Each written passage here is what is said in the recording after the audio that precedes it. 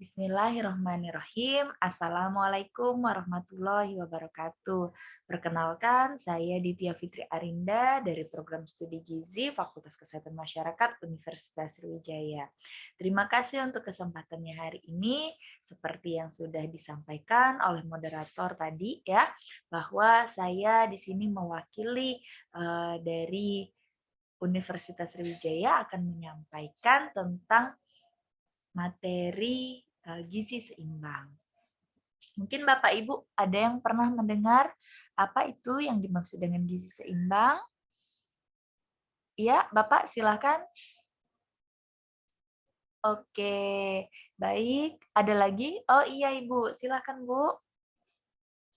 Oh iya, betul sekali ya. Jadi dahulu kala gitu ya, beberapa waktu yang lalu gitu ya, di Indonesia terkait gizi seimbang ini kita sering mendengarnya dengan 4 sehat 5 sempurna. Jadi apa yang akan kita makan biasanya tergambar dari apa itu 4 sehat 5 sempurna ya, yang dulunya sering kita dengar terdiri dari karbohidrat, lauk pauk gitu ya, karbohidrat atau yang sering kita tahu adalah makanan pokok ya, kemudian lauk pauk, kemudian sayur mayur, buah, dan penyempurnanya adalah susu.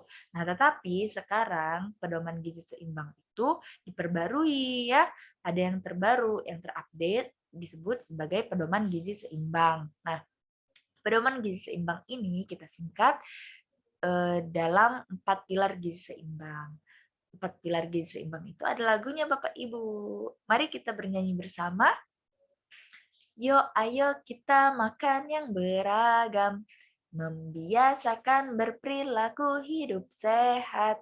Rajin berolahraga. Jaga berat badan.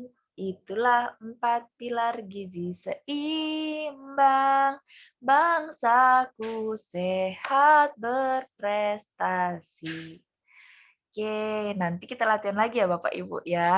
Nanti bisa dipraktekkan bersama anak-anak didiknya.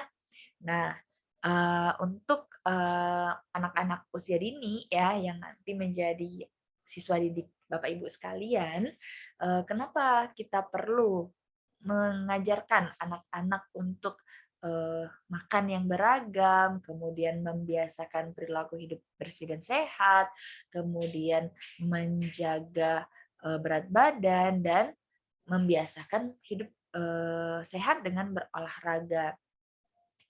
Karena sekarang ini di Indonesia ya, di 37 kabupaten kota ya, di Indonesia, 37 provinsi ya di Indonesia, itu diprioritaskan ada zat-zat gizi tertentu yang harus diperhatikan karena ditemukan bahwa anak-anak yang stunting ternyata zat gizi yang ada di tubuhnya itu tidak seimbang. Zat gizi yang ada di tubuh anak-anak stunting ini ternyata sangat dipengaruhi oleh asupan makan. Kalau kita bicara tentang stunting, akan sangat banyak dampaknya ya, bukan hanya dampak kesehatan, tetapi juga perkembangan kognitif dan kecerdasan anak-anak usia dini yang nanti akan berdampak juga sampai ke usia dewasa. Nah, ada singkatan dari zat-zat gizi prioritas tersebut, yaitu bekal sholat. Apa itu bekal sholat? Jadi zat besi. Kita ambil B-nya dari zat besi. Kemudian kal dari kalsium ya. Kemudian S ya, S dari seng atau zat seng ya, zat gizi seng, kemudian olatnya dari asam folat. Jadi ada zat besi, ada kalsium, seng, dan asam folat. 4 zat gizi ini sangat penting untuk pertumbuhan anak. Ternyata 4 zat gizi yang penting ini juga banyak terdapat pada protein ya. Di sini yang paling berkualitas atau paling dianjurkan adalah protein hewani. Nah, Bapak Ibu, kalau mau kita menyarankan anak-anak didik kita itu makan yang seimbang, tadi ya beragam, dengan asupan protein yang cukup, apakah harus protein yang mahal seperti yang sering kita dengar ada, kalau sayur-sayurannya ada brokoli, kemudian ikan-ikannya ada ikan salmon, ikan tuna, tidak perlu seperti itu ya Bapak Ibu ya, karena kita, sekarang memprioritaskan bagaimana mencukupi asupan gizi anak-anak kita tercukupi, pedoman gizi seimbangnya berbasis pangan lokal atau sering disingkat sebagai PGS-PL ya.